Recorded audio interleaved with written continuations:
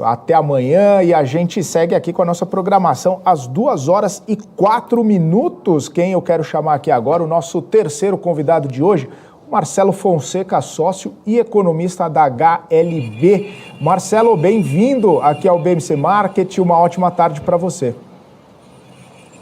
Olá, Felipe, tudo bem com você? É um prazer estar aqui com você no BMC Market. Tá tudo jóia comigo, espero que esteja tudo bem também contigo e o prazer é todo nosso, viu, Marcelo?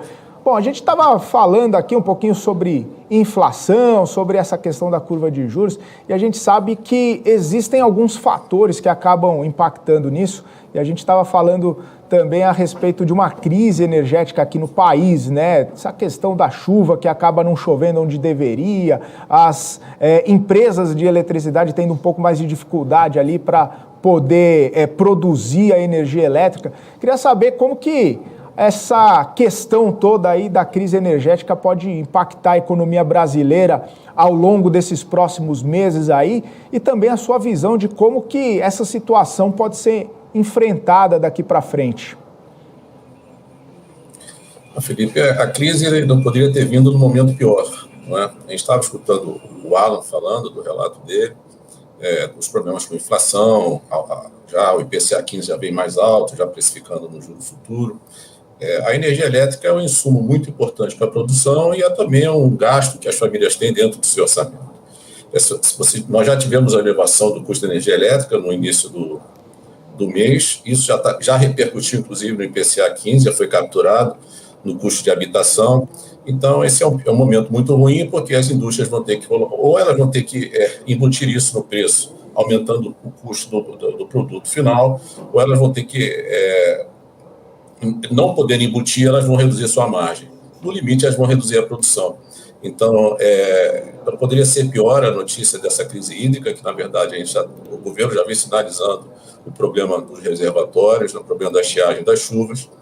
E o que eu vislumbro para o futuro é a temporada de chuva, se não vier dentro no mínimo razoável, ou que possa melhorar a situação dos reservatórios. Eu acho que o governo talvez tenha que impor algumas medidas de racionamento, que é extremamente impopular. E, voltando para a economia, a gente vai ter problema na produção, a gente vai ter problema em preço, a gente vai ter problema em inflação.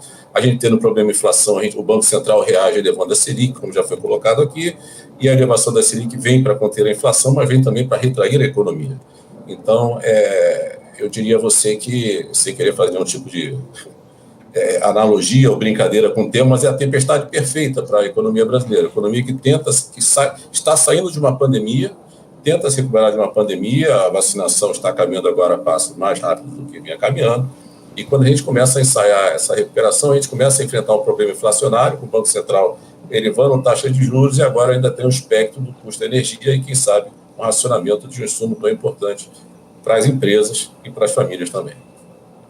Pois é, e aí a gente pensando em soluções para essa questão, né, Marcelo, você pode pensar em, de repente, o racionamento, como você falou, que é uma possibilidade, de repente, aumento de preço, repasse desses preços aí para os consumidores, que acabaria impactando a inflação. Quais seriam as consequências, né, dessas duas soluções que a gente tem aí possíveis, né, para essa questão da crise energética? Ou racionamento ou repasse dos custos? Bom, o repasse do custo vai estar refletido na inflação, como já foi capturado pelo IPCA 15. Então, isso vai elevar a inflação, não terá jeito. Isso será combatido pelo Banco Central, que tem como meta um determinado nível de taxa de juros, ele tem uma margem lá de tolerância, mas ele vai elevar a taxa Selic até um ponto onde ele vai ancorar as expectativas, né? Onde ele entenda que o mercado já percebeu, ele perceba que o mercado já está aceitando uma inflação dentro da meta dele, que não foi o que aconteceu agora no relatório Focus, porque o relatório Focus ainda vem, com relação à semana passada, com uma inflação um pouco acima para o ano que vem, ou seja, o mercado ainda não incorporou essa expectativa, essa ancorada nas expectativas. Com relação ao racionamento, eu acho que o racionamento é a solução do tipo, não tem o que fazer, vai ter que racionar. E aí você vai ter, realmente, se você tem racionamento de energia, você vai ter impacto na produção. Se a demanda seguir no mesmo tamanho, dado uma retração na produção, o preço sobe. Se você retrai a produção e retrai a demanda também, o preço não sobe. Então, nenhum dos dois casos é interessante para o país. Há 20 anos atrás, nós tivemos o racionamento e foi extremamente impopular, mas a população, de certa forma, ela fez a sua parte. Mas para a economia não foi bom. A mesma coisa vai ser dessa vez. Por mais que a gente tenha uma matriz energética que, se não me engano, em 2001 era 85%, com hidrelétricas, agora isso caiu, a gente ainda tem uma grande dependência com relação às hidrelétricas. Então, assim, nenhum dos dois mundos, Felipe, colocado por você, racionamento ou a elevação do preço, é razoável. Nenhum dos dois mundos é razoável. Mas talvez a elevação do preço vá manter o nível de produção, mas com elevação de preços, com inflação. Uhum. Tá certo. Marcelo, eu quero trazer aqui para a nossa conversa também o Daniel Morales. Ele tem algumas perguntas aqui para você. Morales, fica à vontade. Vamos lá, então. Oi, Marcelo, boa tarde para você, tudo bem? Tudo bem, Daniel? Tudo jóia. Marcelo, eu queria saber quais os cuidados que o mercado ele deve tomar com a crise energética e de que forma ela deve ser conduzida. Mercado financeiro que você está falando? Isso. Não resta dúvida nenhuma que a crise energética poderá impactar as decisões do Banco Central. E o mercado financeiro tem que colocar isso nos seus preços, não tem dúvida nenhuma. Como já foi falado aqui um pouco antes, que a curva de juros futuros já reagiu ao IPCA 15, outros ajustes provavelmente virão em função da crise energética. Se essa crise se aprofundar realmente e a forma como a gente vai combater essa crise, se ela vier via realmente, não retração econômica, mas via inflação, mesmo a retração econômica, o mercado terá que também botar nos seus preços, porque vai impactar o preço dos papéis, das empresas, de tudo isso. Mas eu acho que é uma situação muito, assim, eu acho que é uma questão relevante, não resta dúvida nenhuma. De certa forma, eu acho interessante isso, porque a gente não está vendo ainda esse assunto ser colocado de uma forma muito séria, ou como uma perspectiva realmente séria, de alguma coisa que possa acontecer, um racionamento, algo do gênero. Inicialmente, está sendo feito um repasse no nível de preço, né? Na tarifa de energia. Mas você imagine por exemplo, que você vai aumentando a tarifa de energia. Se as famílias não fizerem nenhum tipo de racionamento, a quantidade no orçamento dela de recursos que ela gasta em consumo vai diminuir. Ela vai ter que alocar mais recursos do seu orçamento na conta de energia. Isso vai impactar também a economia. Então, o mercado tem que observar exatamente qual vai ser a reação do Banco Central à questão da crise hídrica. O Banco Central está observando também a questão da estiagem, dos níveis de reservatórios, ele está também recebendo informações. Mas eu acho que a gente pode ter, sim, num momento de retomada, uma retração. Acho que o mercado tem que ficar observando esse tipo de coisa. Você falou do Banco Central, então como é que o Banco Central ele deve reagir a essa movimentação? A próxima reunião do Copom pode trazer um aumento de 1% da Selic, você acredita nisso? Sim, eu acredito nisso, até porque a inflação ela está assumindo algumas características de persistência. A gente está falando de uma inflação alta que a gente ainda não tem o setor de serviços a pleno vapor, esse setor ainda, vamos chamar assim, ainda não reabriu, vamos colocar dessa forma, né? Então, eu acho que sim, eu acho que como o Banco Central deve reagir, o Banco Central tem uma missão, que é de controlar a inflação. O Banco Central tem que colocar a taxa de juros em um determinado nível que ele vai ter a certeza que a inflação vai convergir para a meta dele, sobretudo no ano que vem. Esse ano eu acho que ele já não vai bater a meta, ele vai perder para a meta.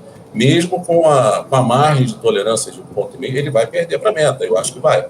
Mas o Banco Central, no meu entendimento, está olhando para 2022. E essa política monetária do Banco Central, esse aumento de taxa de juros demora um pouco a impactar a economia. Isso vai cair um pouco no final do ano, lá no ano que vem. E o Banco Central está fazendo o que eu acho que ele tem que fazer, ele está aumentando a taxa de juros. Se 0,75 nos modelos do Banco Central não é o suficiente na próxima reunião do Copom, ele vai aumentar um ponto percentual, não tem dúvida nenhuma disso. Mas eu acho que ele tem uma missão a cumprir. O governo é feito de Banco Central, mas tem Ministério da Fazenda, tem toda uma estrutura que ele faz, que ele se articula nas políticas que ele propõe. Mas ao Banco Central cabe controlar a inflação e outras questões também da moeda, do mercado de crédito. Então, acho que o Banco Central vai levar, sim, a taxa de juros, é provável que ele leve até em um ponto percentual. Marcelo, eu queria aproveitar que a gente tem pergunta chegando aqui no chat. Eu queria repassar para você, é claro, uma pergunta do Wesley Farais. Ele colocou o seguinte aqui: as transmissoras sofrem menos ou se beneficiam da inflação? Quem, desculpa, falhou, quem que sofre menos se beneficia? As transmissoras. Você diz as que fazem distribuição de energia? Isso.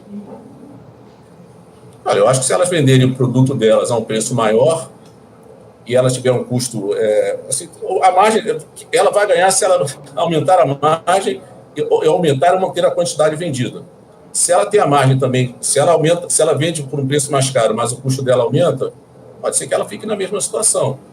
Mas se ela tem uma margem, se aumenta a margem dela, a quantidade vendida se mantém, pelo menos ela ganha. Mas eu acredito que, assim, no caso da distribuidora, provavelmente não vai ter grandes ganhos nesse sentido, porque provavelmente o custo dela está aumentando também. Agora, a gente teria que entrar um pouco exatamente nos custos de carvão para saber que tipo de repasse ela está fazendo, que o governo também regula esse mercado, se o governo também está evitando que nesse momento exista um ganho por parte, provavelmente o governo vai estar querendo beneficiar o próprio usuário, o consumidor. Então, quero crer eu que não vai ter necessariamente um ganho por causa do aumento, que o custo dela vai aumentar também. Agora, você acredita que pode ter graves consequências a partir de aumentos no próximo ano fiscal? Graves não. Eu acho que graves não. Eu acho que a gente, vamos traçar um cenário aqui que realmente as chuvas não vêm da forma necessária para dar um conforto aos reservatórios. Não, eu acho que grave não. Eu acho que a gente vai ter uma consequência na economia, que vai sentir, porque a economia vai ter que andar numa velocidade tal para que ela seja compatível com a oferta de energia, tanto para as indústrias como para as famílias. Provavelmente a gente vai ter uma recuperação menor do que a gente teria se a gente não tivesse a crise hídrica. Mas eu não vejo uma consequência grave. Eu vejo uma consequência grave se nada for feito. Se não tiver comunicação com a sociedade, mas já está tendo a comunicação com a sociedade. Eu só não sei se vai existir no ano que vem uma decisão política do tipo de racionamento, que é uma decisão impopular, é um ano de eleição. Mas o governo já sinalizou que existe um problema. Mas até agora ele de uma forma muito assim leve, no sentido de redução de consumo de energia, de tentar que as empresas produzam fora do horário de pico, enfim, está se movimentando nesse sentido, mas eu não vejo uma consequência grave na medida que o próprio Banco Central, e aqui a gente está focado na inflação, por isso que eu estou falando muito do Banco Central, o Banco Central está olhando a crise hídrica de perto. Marcelo, agora a questão inflacionária, ela afeta vários setores, inclusive o da construção civil, que vê constantemente o preço dos materiais de construção aumentando.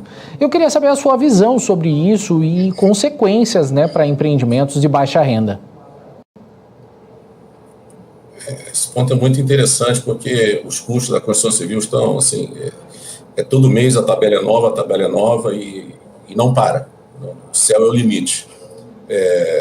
Já li alguma coisa do tipo que alguns empreendimentos estão parados, não vão acontecer por conta do aumento de custos, sobretudo para baixa renda, que não vai conseguir absorver o aumento lá no preço final. Isso que eu falo, isso é uma tempestade perfeita para a população de baixa renda, sobretudo. A inflação já bate muito na população de baixa renda. Construção civil, aquela pequena reforma, aquela casinha nova, isso eu acho que vai ter que ficar para depois, né? A pessoa a família deve parar e pensar, não tem a menor condição de dar seguimento. No caso da construção civil, a impressão que eu tenho é que a gente tem duas questões ligadas à demanda e à oferta, né?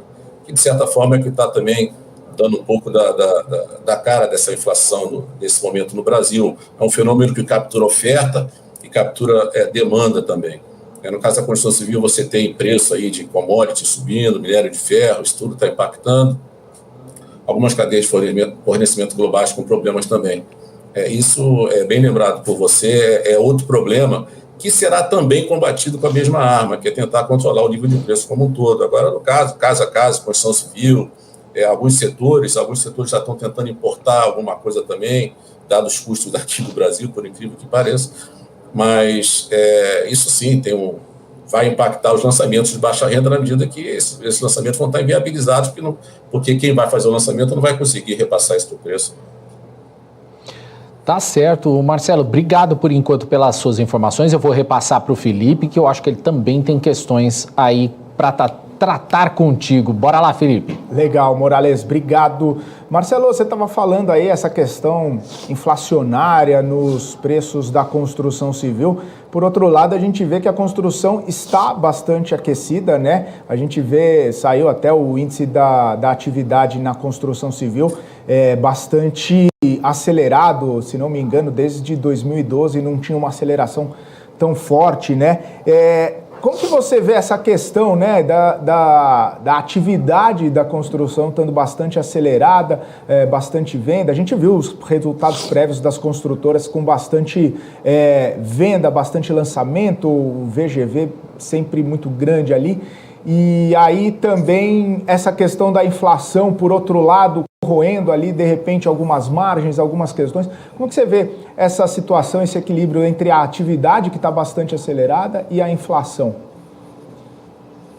É surpreendente a questão dos materiais de construção, porque, de certa forma, explica um pouco a situação, né? Você tem o preço subindo, mas você tem os compradores continuando a comprar, isso alimenta o processo todo, né? Se você tem um preço que sobe, uma retração na demanda, provavelmente esse preço vai se reduzir, alguma coisa nesse sentido. Mas os preços sobem e os produtos continuam sendo vendidos, é difícil encontrar, às vezes, o produto nos mercados. Então, eu vejo de uma forma assim, surpreendente. A única coisa que a gente tem que entender é que, teria que entrar também no detalhe, mas imóveis financiados a prazo, com correção por tabela relacionada, por índice relacionado ao material da construção, esses índices vão subir muito. Num ambiente onde a economia vai retrair, onde você pode até aguardar um aumento do desemprego ou a manutenção do nível que está muito alto, eu acho um risco, não só para quem ingressa no tipo de financiamento desse, mas um risco para quem vende também, ou para quem assume esses recebíveis. Mas é surpreendente que esse resultado da indústria, né, da construção civil, acho que é o melhor dos últimos 10 anos, como você falou, mas ele está alimentando todo o processo. Isso é que alimenta a inflação. O preço vai aumentando e a demanda continua. Isso vai alimentando, isso que gera uma persistência na inflação. Eu acho um risco, quem sabe, no futuro, eu não sei exatamente as formas como esses contratos são assinados, mas normalmente são contratos assinados com base em reajuste de índice nacional da construção civil. Você pode ter problemas com relação à performance desses contratos, assim que eu vejo. Uhum. Marcelo, você tocou num assunto interessante aí que eu queria até expandir um pouquinho contigo, sobre o desemprego, né? Essa semana a gente tem provavelmente aí a divulgação novamente do CAGED, também a PNAD contínua, que acabam trazendo aí um termômetro para essa questão aqui no Brasil. Esse desemprego, pelo menos que mostra na atividade lá da PNAD, um pouco mais acelerado, praticamente em recorde, né? Ele acaba, de alguma forma, impactando no crescimento da atividade, no baixo crescimento do PIB, embora a gente tenha aí a perspectiva de um crescimento bastante elevado, né? Mais de 5%. Claro que no ano passado a gente teve uma queda também, mas essa retomada da economia com baixo nível de emprego, né, com alto nível de desemprego, como que você vê essa situação, né? É uma situação que poderia, de alguma forma, ser melhorada, ter mais emprego e trazer ainda mais crescimento para o Brasil? Não há dúvida, essa correlação eu acho que a gente não vai conseguir ainda desfazer, né? Assim, o desemprego está alto. Por que a economia está crescendo, né? Esse desemprego deveria estar reagindo ao que você está falando. Eu acho que vai reagir, sim. Eu acho que vai reagir na medida que a economia cresça com alguma consistência. Na verdade, a gente vem de uma base muito baixa, como você mesmo colocou. O Brasil já vinha com desemprego alto, não tão alto, mas era um alto desemprego. Mas o Brasil vai crescer esse ano, mas por conta de uma base muito baixa. Mas você vê que a expectativa para o ano que vem é de 2%, 2,1%, que é um crescimento baixo, não é? Mas eu acho que, sim, o desemprego ele reage, sim. Uma economia que cresce de forma consistente, sustentável, a tendência é esse desemprego diminuir, sim. Se isso vai ter uma absorção muito rápida dessa mão de obra, se essa mão de obra é uma mão de obra que se esse crescimento econômico ele pesa mais em algumas regiões e não absorve outras regiões, isso tudo tem que ser analisado caso a caso. Mas eu acho que sim, eu acho que a gente precisaria no Brasil a gente está crescendo 3%, 4% ao ano de forma consistente. Eu não tenho dúvida nenhuma que o desemprego ia cair. O que a gente tem hoje é um exército de pessoas que poderá atender, então, ao crescimento da economia. Né? Uma economia que tem... tudo é muito surpreendente. Uma economia que tem uma grande quantidade de pessoas desempregadas com esse nível de inflação para um crescimento que não é tão assim, pujante assim. Então, é tudo assim, não é muito fácil de entender o que está acontecendo. Né? Eu acho que isso tem a ver também com esse efeito da pandemia, que, como eu já falei aqui, ele bateu não só na demanda como na oferta. Então, assim, é difícil, não é tão simples entender o que está acontecendo. Mas eu vejo o desemprego brasileiro como um desemprego que ainda reflete uma economia que não vinha crescendo já há muito tempo. O Brasil já não vem crescendo há muito tempo, né? Então, você tem uma grande quantidade de pessoas que está fora do mercado, não está treinada, não procura emprego e por aí vai, né? E não se desloca para outras regiões que estão crescendo mais e por aí vai. Então, esse desemprego ainda reflete, para mim, uma economia que já vinha se arrastando há muito tempo, que depois entra numa pandemia. A esperança é que a gente saia disso o mais rápido possível, que a gente tenha um crescimento sustentável. É natural que o desemprego diminua. Uhum.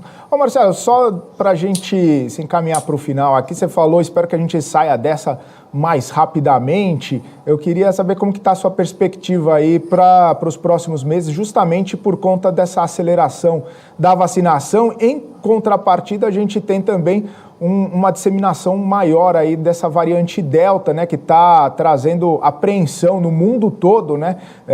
Lá nos Estados Unidos a gente tem visto nos últimos dias aí até o pessoal falando de retornar algumas restrições, imposição do uso de máscara na zona do euro, na China também. Tem algumas questões de cautela por conta da variante Delta. E aqui no Brasil a gente está com uma vacinação um pouco mais acelerada, aí, antecipando o calendário. Como que você vê essa questão, até para nós aqui brasileiros, se isso vai trazer essa volta, essa rápida aí, como você falou, e uma perspectiva interessante para a retomada? Essa variante Delta realmente está mexendo um pouco com os mercados financeiros, né? Trazendo volatilidade. Eu acho que a gente não conhece muito bem essa pandemia, a gente não conhece ainda como que essas vacinas vão... qual o resultado dessa vacina. Obviamente que todo mundo tem que se vacinar, mas poderemos todos ter uma vida normal logo após a segunda dose, por exemplo? Você mesmo colocou, nos Estados Unidos já está se falando de usar máscara de novo, mas a pessoa já se vacinou 2 vezes. Essa restrição vai vir acompanhada de outras restrições de distanciamento social, isso vai impactar de novo alguns setores. Então, à medida que tudo é muito novo para todo mundo, é difícil a gente entender quando que vai acabar essa pandemia, né? Quando que ela vai, de certa forma, vamos colocar assim, desaparecer das nossas vidas, né? Então, olhando tudo isso que está acontecendo, essa nova, a Delta, que veio depois da Gama, e tem outras que parece que surgem toda hora, e acho que a tendência é que elas surjam cada vez menos na medida que a população mundial está se vacinando. Eu olhando para o futuro, assim, mas assim, na verdade, é mais vamos colocar mais um chute, eu acho que a nossa vida vai estar realmente normalizada em 2023, porque em 2023 eu acredito que todos estejamos vacinados, já controlada a doença e não esteja mais circulando o vírus. Mas isso não quer dizer que a gente não possa ter a nossa vida retomada, de certa forma, e a economia também. Mas à medida que as coisas vão acontecendo e a gente não tem acesso à informação, mesmo os pesquisadores estão aprendendo, na medida que as coisas estão acontecendo, eu acho que o que a gente botou para 2022, eu andaria um pouquinho mais à frente, eu colocaria para 2023, mas tendo uma vida mais ou menos normal em 2022, mas quem sabe aqui, acolá, ainda estando uma notícia ruim de uma variante, não seja o que for. Mas, assim, respondendo a sua pergunta, eu já ajustei para 2023. Eu espero que eu esteja errado. Pois é, só 2023. Ô Marcelo, eu quero pedir aqui para você deixar suas considerações finais, por gentileza, para os nossos telespectadores. Olha, a gente hoje falou bastante de inflação. Eu acho que a inflação é um problema sério, não é como era no passado, né, onde a gente tinha números totalmente loucos, mas eu acho que está bem alto o nível de inflação. Então, o que eu aconselho as pessoas é tomarem cuidado na hora de comprar bens, enfim, se você puder postergar um pouco, esperar, sobretudo o que você colocou muito bem, eu acho que foi o Moraes que colocou da Constituição Civil também, aguardar um pouco aquela reforma, aquela obra, porque o momento realmente é a gente observar para onde vão os preços, como as cadeias de fornecimento vão se organizar, as cadeias de fornecimento globais, e como que o governo vai reagir a isso, qual o tamanho da reação, a gente volta à questão do tamanho da taxa de juros que o governo vai ter que elevar na economia para que a economia volte, pelo menos as expectativas voltem para dentro da meta de inflação que ele persegue. Então, eu vejo um momento que a gente tem bastante cautela com relação a compras e etc. Com relação a investimentos, aí, obviamente, que o mercado financeiro ele muda a cada dia, tomar cuidado com títulos que já são pré-fixados, quem sabe preferir um título pós-fixado, que você tem a inflação do seu lado. Então, é esse tipo de coisa, mas é sempre deixando uma mensagem de otimismo. Eu acho que a gente está caminhando. Eu estou bastante otimista com o andamento da vacinação, que eu acho que isso é uma questão muito maior do que a economia, é uma questão sanitária das pessoas, né, de reduzir essa quantidade de morte que nós temos. Então, eu sou bastante otimista com o que está acontecendo. Eu espero que a gente tenha um ano de 2022 bem tranquilo, com muita calma, para que a gente possa avançar, tocar nossas vidas. Tá certo, então. Marcelo, muito obrigado pela sua participação aqui conosco mais uma vez no BMC Market. Um abraço para você, uma ótima semana. Um abraço, prazer é todo meu. Até logo. Tchau, tchau. Gente, agora 2h29. Seguimos aqui com a nossa programação no BMC Market.